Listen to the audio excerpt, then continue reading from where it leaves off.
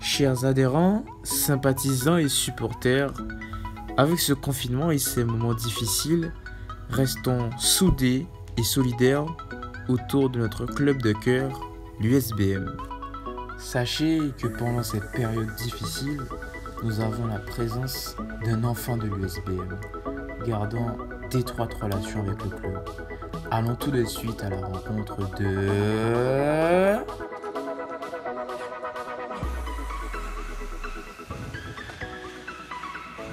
Bonjour USBM TV, je suis Loïc. Bonjour USBM TV, c'est Loïc. Je me présente, j'ai 23 ans. Je vais faire un petit bilan de mon histoire concernant le football. J'ai commencé le football à l'âge de 5 ans à la solidarité scolaire. J'ai fait 10 ans, je crois, à la solidarité scolaire. J'ai notamment joué avec Thomas Lemar, Jordan Tell et bien d'autres joueurs. Pendant mon enfance, j'étais en sélection Benjamin, Poussin et Minime. Ensuite, j'ai intégré les Trèbes Antilles-Guyane. Et à la dernière année du CREPS, je ne suis pas passé à la Coupe nationale. Malheureusement, la non-sélection pour le voyage en Coupe nationale m'a permis de faire un voyage avec l'USBM. Je crois qu'on avait été à Lille. Et du coup, ça m'a permis de tisser des liens avec la famille USBM. Donc peu de temps après, j'ai rejoint l'USBM. D'ailleurs, je tiens à remercier Thierry, qui a été Thierry, le président et Frise, qui ont été les artisans de cette signature à l'USBM. Mon année USBM, j'ai passé je crois 4 ans à l'USBM. Ça s'est super bien passé. On a fait beaucoup de finales de Coupe de la Guadeloupe, de Ligue Anti-Foot. On finissait tout le temps dans les 4 premiers. Pendant ces années, c'était des top années. J'ai notamment joué avec Dimitri Bolivar, Raphaël Mionval, Rosan Lemoigne, Olivier Rosdel, Vouto, Rudy. Beaucoup de très bons joueurs, de très bons jeunes aussi. Tafna, Ferdi, Loulou, Brian, Catan, beaucoup de très bons jeunes. On avait un très bon effectif. Et d'ailleurs, je tiens à remercier l'ensemble du staff, l'ensemble de Thierry, Bébert, Jacques, Pipino, l'ensemble des intendants aussi, les deux Fred Nafer et Fred, toutes les mamans, toutes les femmes de joueurs qui nous permettaient d'avoir des petits sandwichs à la fin du match, faisait des petits déjeuners avant les matchs. C'était vraiment une très belle ambiance familiale. Et du coup, je tiens à remercier toutes ces personnes et toutes les personnes aussi que j'ai oubliées. Alors, mes études. Donc oui, il faut savoir que pendant ces 4 années à l'USBM, je faisais ma licence à Fouillol et je travaillais aussi au McDo. Donc j'avais des journées bien remplies. Je faisais la journée à l'école, ensuite j'enchaînais avec le travail au McDo. Et je finissais le soir avec l'entraînement à l'USBM. Donc c'était des journées bien remplies. Je voulais continuer dans un master.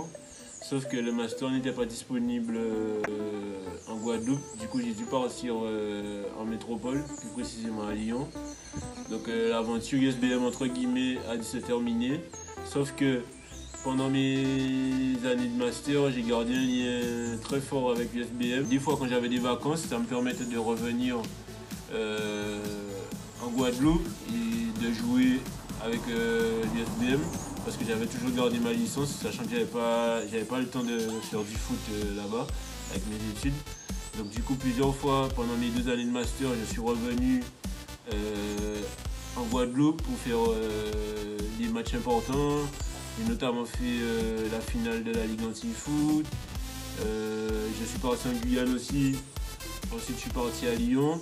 C'était pas évident parce que quand on sort de Guadeloupe, tu arrives à Lyon, mais tu as plusieurs personnes de plusieurs licences différentes. Du coup, c'était pas évident, il fallait rattraper notre retard. Donc, il fallait bosser davantage, aller à la bibliothèque et refaire notre retard en plus du programme de l'année. Donc, c'était pas évident, c'était beaucoup d'organisation. En plus, comme par rapport à ma filière de sport, donc il fallait trouver du temps aussi pour faire du sport avec le froid, donc c'était pas tout évident. Qu'est-ce que je voulais dire encore? Aussi à Lyon, l'éloignement familial qui n'était pas évident, j'étais quand même seul et dans une ville que je ne connaissais pas, donc c'était pas évident. Tout ça c'était une question d'organisation, une question de volonté et de détermination.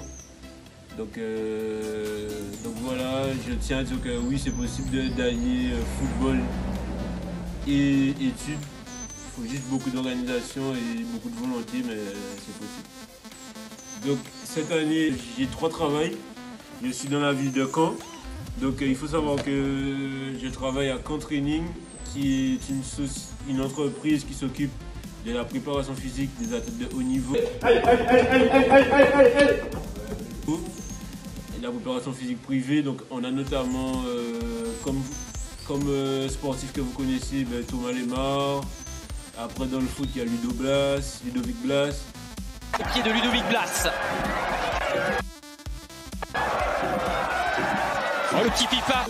Il y a plusieurs sports, il y a de l'escrime, il y a de l'aviron, il y a notamment un athlète qui fait de l'aviron qui prépare les Jeux Olympiques, il y a de l'escrime, il y a du basket, il y a du rugby, il y a un peu tous les sports, donc ça permet d'être vraiment polyvalent et de faire de la préparation physique dans tous les sports.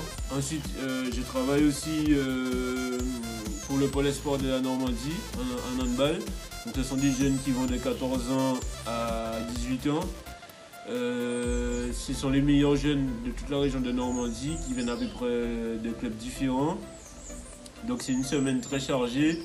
On a le lundi qui est sur le cardio, mardi musculation, le matin c'est pour les plus âgés, en fin d'après-midi pour les plus jeunes, le mercredi pareil, jeudi pareil, le vendredi ils retournent dans leur club et le dimanche ils ont compétition. Donc c'est une semaine assez chargée, il faut bien gérer les intensités de chaque entraînement et bien quantifier la charge de travail pour pas qu'ils soient blessés. Parce qu'il faut savoir qu'à cet âge-là, ils sont en pleine puberté, donc on a souvent des pathologies comme l'osgood ou des pathologies de croissance. Donc il faut savoir bien gérer tout ça et bien individualiser le travail. Aussi je travaille au Stade Malherbe de Caen, qui est l'équipe professionnelle évoluée en Ligue 2. Je suis avec les féminines. Donc c'est une section qui vient de se créer. On a commencé en Division 4.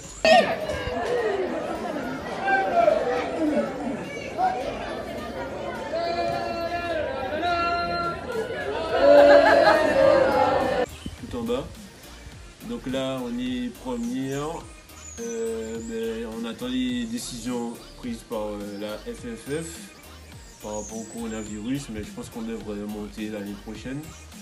Donc là aussi, on a des filles qui n'ont jamais fait de préparation physique de leur vie. Donc on a des mamans, on a des étudiantes, on a des plus jeunes, des lycéennes. Donc il faut vraiment individualiser le travail. J'ai la chance d'avoir du matos, le matériel du centre de formation et des fois le matériel des pros. Donc c'est vraiment un plus qui permet de faire de la préparation physique. Et en fait, tous ces travaux me permettent vraiment d'être polyvalent et de m'adapter à chaque situation et me permettent de grandir. Voilà. Alors pour cette dernière partie, on va aborder les petits conseils que je pourrais vous donner pour cette période de confinement. Donc ils seront de 3 ordres. D'abord la nutrition, ensuite le sport et ensuite utiliser le temps à bon escient. Donc pour tout ce qui concerne nutrition, donc il faut savoir que pendant cette période, vos dépenses énergétiques seront réduites. Donc ça va peut-être favoriser une prise de poids. Pas pour tout le monde, mais pour certaines personnes. Donc il sera important de limiter vos apports. Aussi il faut savoir que vos muscles seront moins stimulés. Donc ça peut engendrer une perte de masse musculaire. Donc il faudra remédier à ça en faisant du sport à peu près tous les 2-3 jours.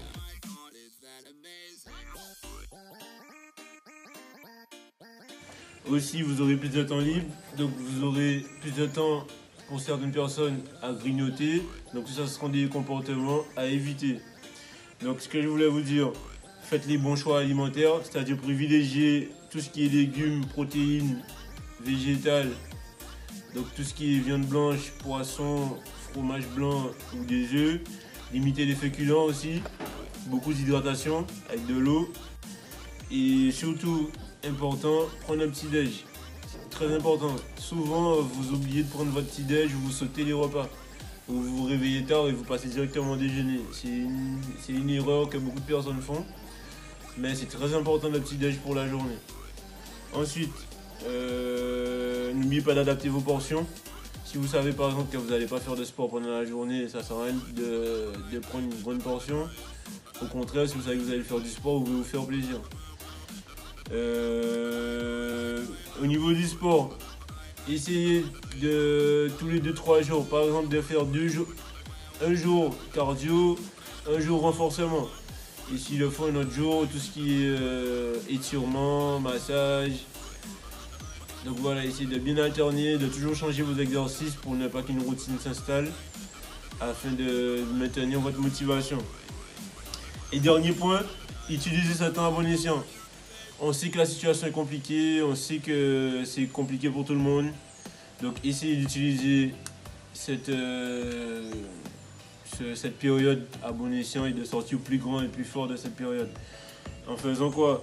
Essayez d'apprendre des nouvelles choses. Par exemple, d'apprendre à cuisiner, d'apprendre à repasser, d'apprendre à faire une machine, d'apprendre de nouvelles langues, développer un nouveau business, je sais pas. Il y a plein de choses à faire. Toutes les choses que vous n'avez pas le temps en temps normal, quand vous travaillez, quand vous êtes à l'école. Là, vous avez du temps. Essayez d'utiliser ce temps à bon escient et de consacrer justement ce temps-là à apprendre de nouvelles choses. Essayez de développer certaines compétences. Reposez-vous. Mais ne devenez pas des personnes sédentaires. Donc voilà. Ensuite, comme je vous l'avais dit, comme le dit tout le monde, restez chez vous, respectez les règles de confinement et bon courage à tous.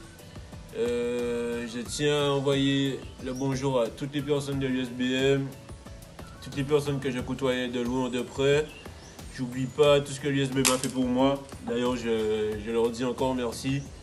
Et puis voilà. On arrive à la fin de cette vidéo. On tient à remercier Loïc qui a pu donner de son temps à l'USBM TV via les nouvelles technologies. Nous te souhaitons tout ce qu'il y a de meilleur dans tes différentes activités et espérons te revoir très bientôt dans de nouvelles vidéos. 7 en haut. 1, 2, 3, 4, 5, 6, 7 complète. 1, 2, 3, 4, 5, 6 et 7. Posez.